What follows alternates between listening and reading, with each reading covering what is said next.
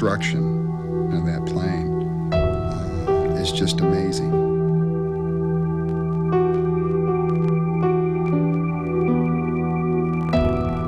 For us, as family members, we're looking at each of those windows, and we're thinking about our loved one who was sitting on the opposite side of that window. And you roll through your mind what they must have experienced when that plane fell apart.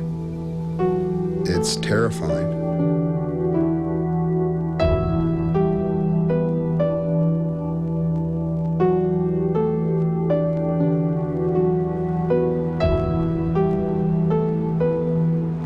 New York, a summer's night that will be remembered as the beginning of the most controversial air crash investigation of all time.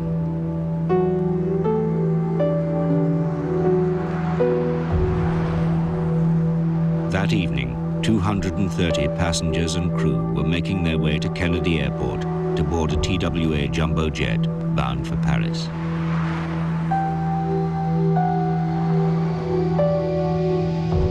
At 8:19, after a delay of nearly 1.5 hours, TWA Flight 800 took off.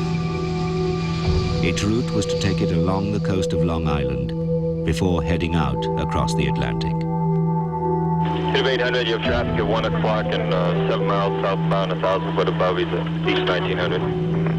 TWA 800, heavy, no contact. TWA 900, leaving 15,000, direct Nantucket on course. These are crowded skies. The TWA plane soon joined dozens of other aircraft flying into and out of New York. 2450. TWA 800, climb maintain 15,000. TWA 800, heavy, climb and maintain 15,000, leaving 3,000. The pilot of another plane saw Flight 800 coming towards him. As a courtesy, he went to flash his lights to warn the TWA plane of his presence. So I reached up, took my eyes off just for about a split second as I grabbed the left inboard landing light switch, and looking at him, I flicked it on, and just as I did that, it's almost like it was a direct line from the switch to the airplane, and it blew.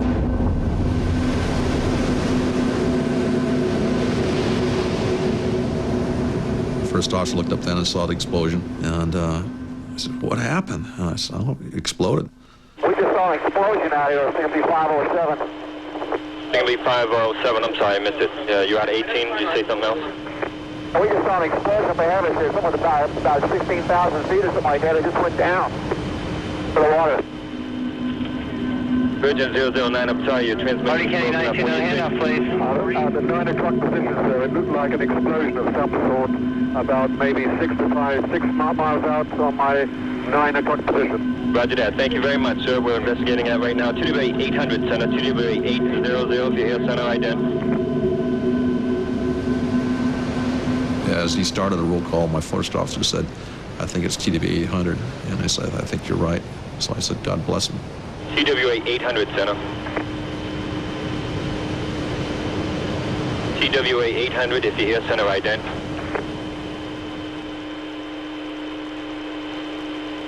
TWA 800, center.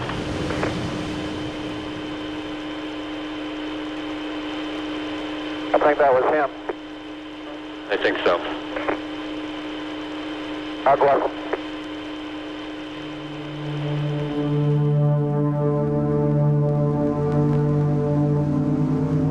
The first to be notified of the disaster were the Coast Guard. Petty Officer Ken Seebeck and his young crew made for the crash scene.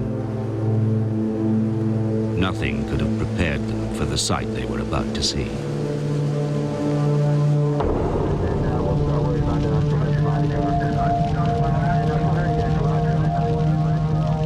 The flames is what struck me. They were just towering above the boat, and possibly a half mile, 3/4 mile long, burning wall of flames.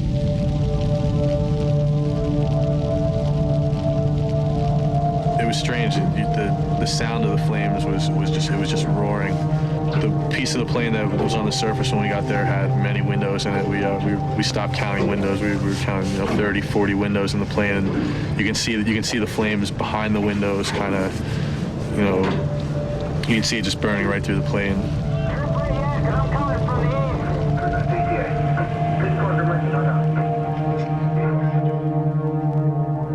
60 miles away in Manhattan, the head of the FBI's New York office was heading home from a restaurant.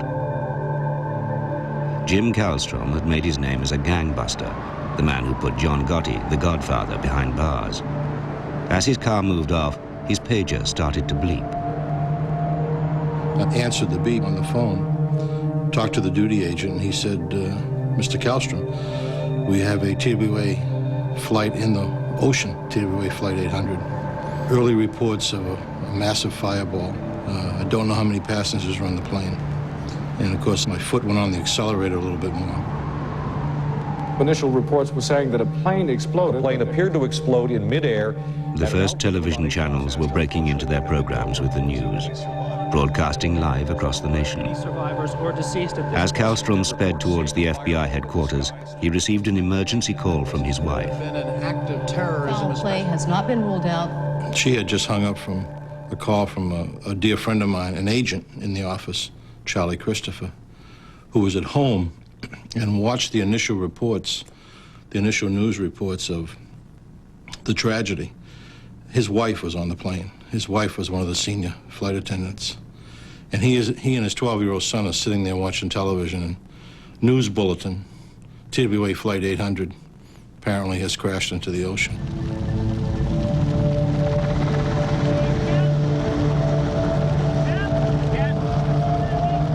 Off Long Island, the Coast Guard were dodging the blazing wreckage, looking for survivors. It was a vain search that was to last all night.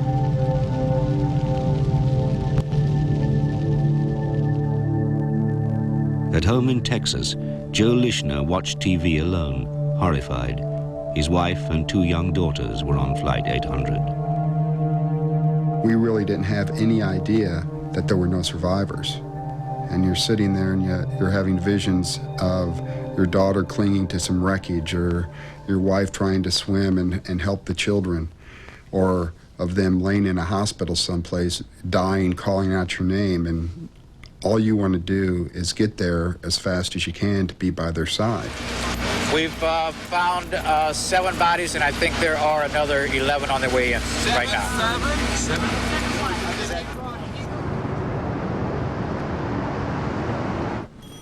Kallstrom was by now at the FBI's command center, his team assembling around him, trying to put together what it all meant. We were a week away from the Olympics, on a high state of alert from a terrorism standpoint.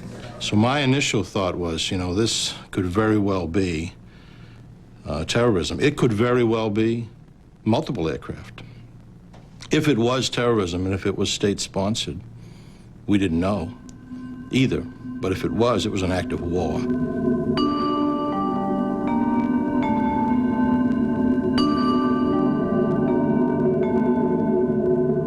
We're in the business of looking at all possibilities. We're not the Federal Bureau of the Obvious, we're the Federal Bureau of what could have happened.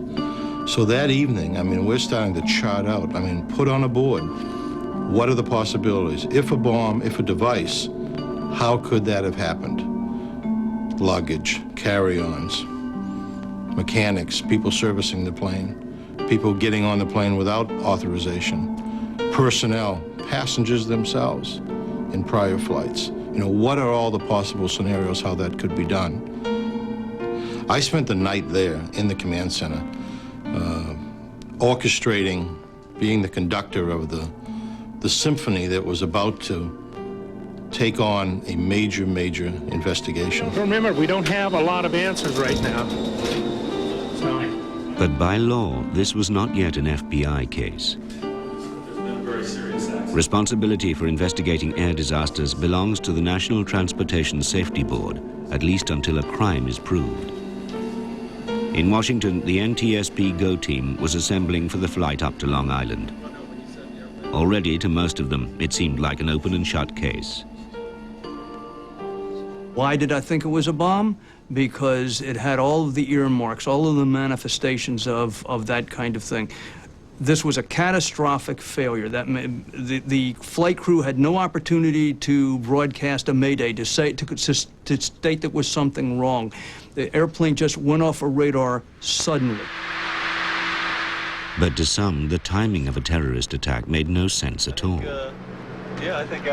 Why would a terrorist try to attack basically a milk flight from JFK to Paris when he could wait a week and get a full airplane going to the Olympics and make a much bigger impact in the press?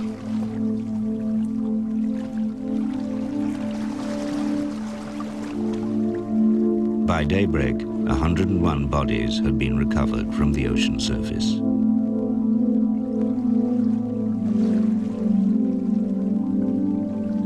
I want to caution the American people. We have no evidence. We have no evidence on this flight yet that would indicate the cause of the accident. Moriches Coast Guard Station, Long Island. Year in, year out, nothing much happens here. Just the occasional pleasure craft in trouble in this rich man's playground.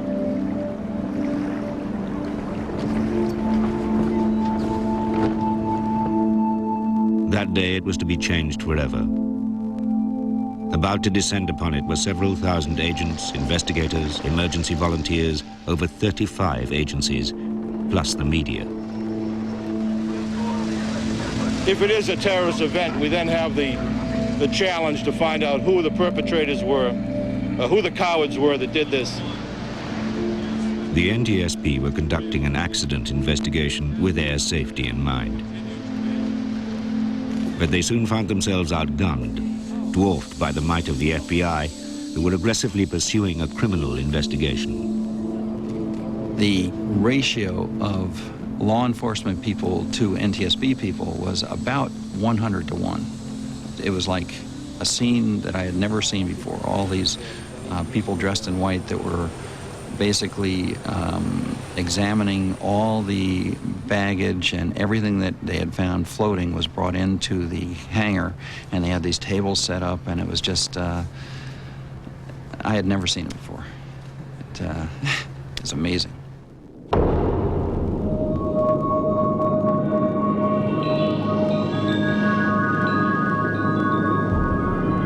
The NTSB urgently needed to find the plane's 2 black boxes, somewhere amongst the 25 square miles of wreckage.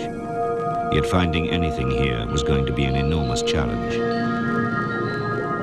Our early thoughts were a diver could go down and look through his mask and sort of look over the horizon and see these pieces of this tragic airplane. You know, here it was. It looks like an airplane in pieces. Well, we couldn't do that. You couldn't see more than 5 feet. And the plane was in a million pieces.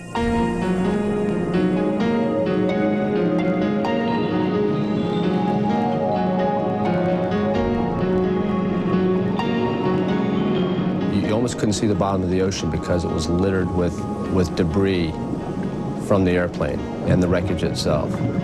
And after talking to some of the divers, they sometimes didn't even walk on the ocean for a while. They were walking on the wreckage as they went from point to point, looking for, remains, human remains, and such.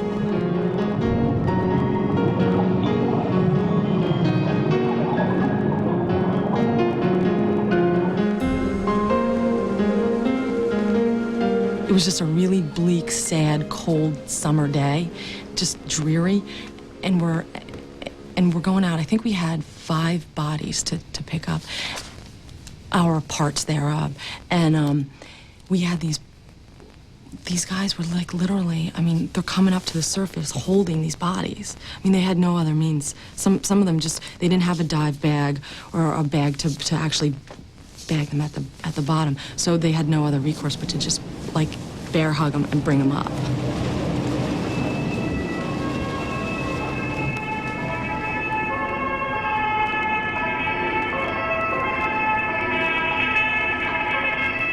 A week had now passed, and the NTSB was getting nervous. So far, they had failed to locate the black boxes.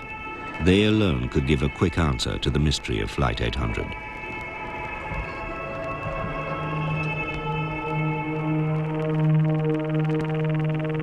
we pin more hope on the cockpit voice recorder and the flight data recorder than on any other aspect of the investigation. The longer the boxes were in the ocean, the greater the chance of salt water destroying the tapes. The diving operation to find them was going 24 hours a day. It was fairly late at night, 11 o'clock, 11:30, and then I hear shouts from somewhere on the ship back by the fantail saying they've got one of the boxes.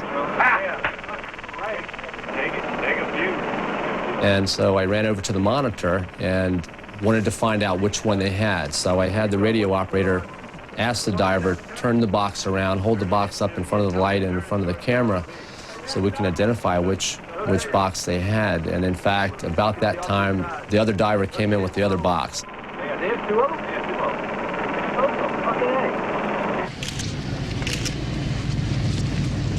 It was 2 o'clock in the morning and the boxes were rushed to shore, ready to be flown straight away to the NTSB's labs in Washington. But the media had got wind of what was going on. This is a CVR, and this box housed the flight data recorder. Can you tell by looking at the box what kind or whether this was an explosion? No, ma'am. At 5 o'clock in the morning, the NTSB team gathered. Would the boxes reveal what happened in those last few minutes aboard Flight 800? The answer was a crushing blow. The only sound on the tapes was a quarter of a second of noise of the plane breaking up. They yielded no clues. It's hard to explain the frustration and the letdown that occurs when you get those boxes and you know that they're not going to tell you what you need to know, and there are no more boxes. You can't go get others because they're not there. So it's very frustrating.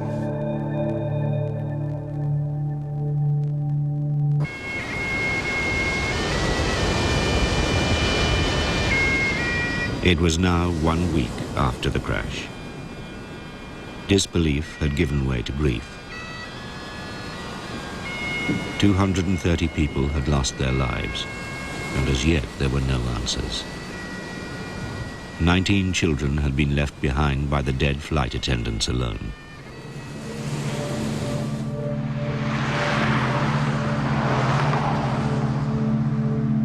The relatives were now gathered at a hotel near Kennedy Airport. They spent their days in the surreal gaiety of a ballroom, waiting for news of the dead. Identification of the bodies was proving to be a long, drawn-out procedure.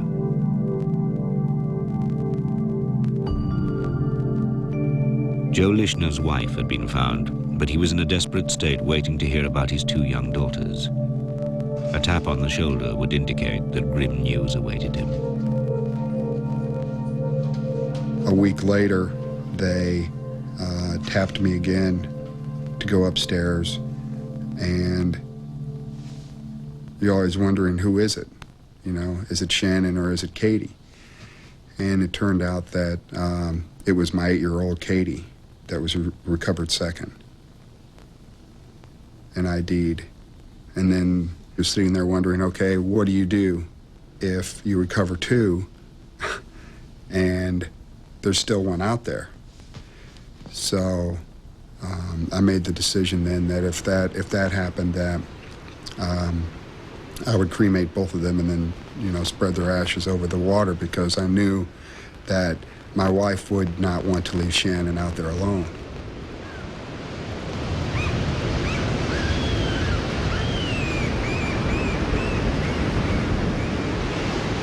Whilst the families were in agony, the investigation ground on.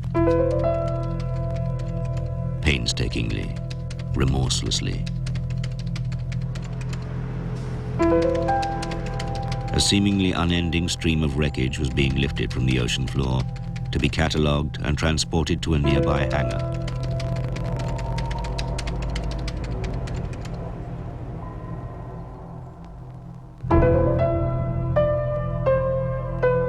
Every one of the million pieces of wreckage was examined for signs of a bomb, swabbed by chemists for traces of explosives, scrutinized by metallurgists for the distinct pitting or cratering that was evidence of a high explosive. First by the FBI, and then the NTSB.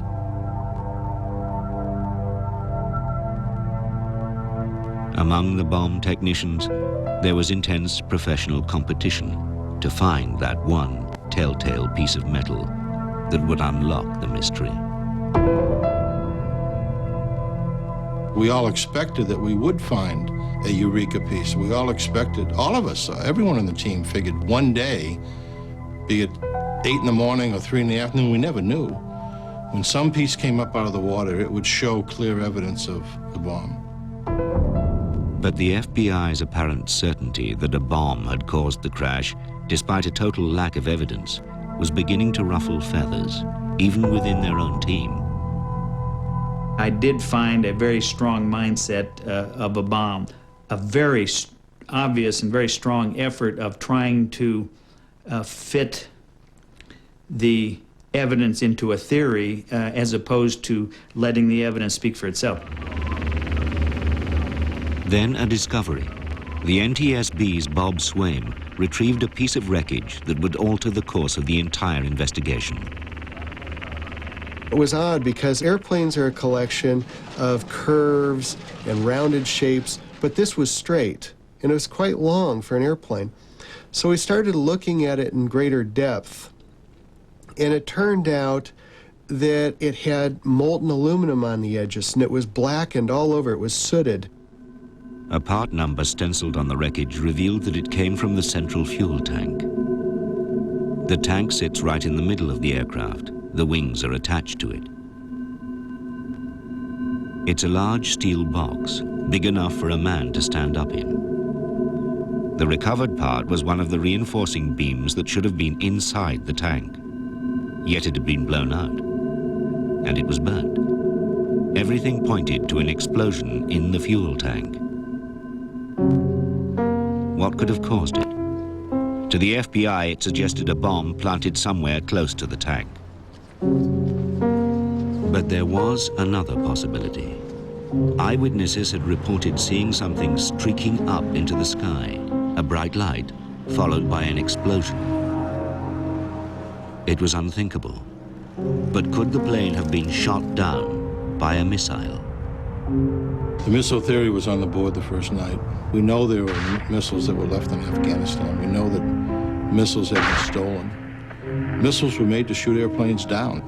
So when you put the missile theory on the board, now you're concerned about where did the missile come from? Where was it shot from? What were the technical specifications? What would be left over? The casing, maybe a motor, maybe scotch marks on something. How would they get rid of that? If they shot it from a boat, what boat? Stolen boat? Friendly boat? Rented boat? How would it vacate the area? North, south, east, west, go to a marina, go out to the high seas and be met by a submarine? I mean, the possibilities were endless. It was now 3 months in, and whilst I was still focusing on an act of terror, the NTSB were developing their own frightening theory.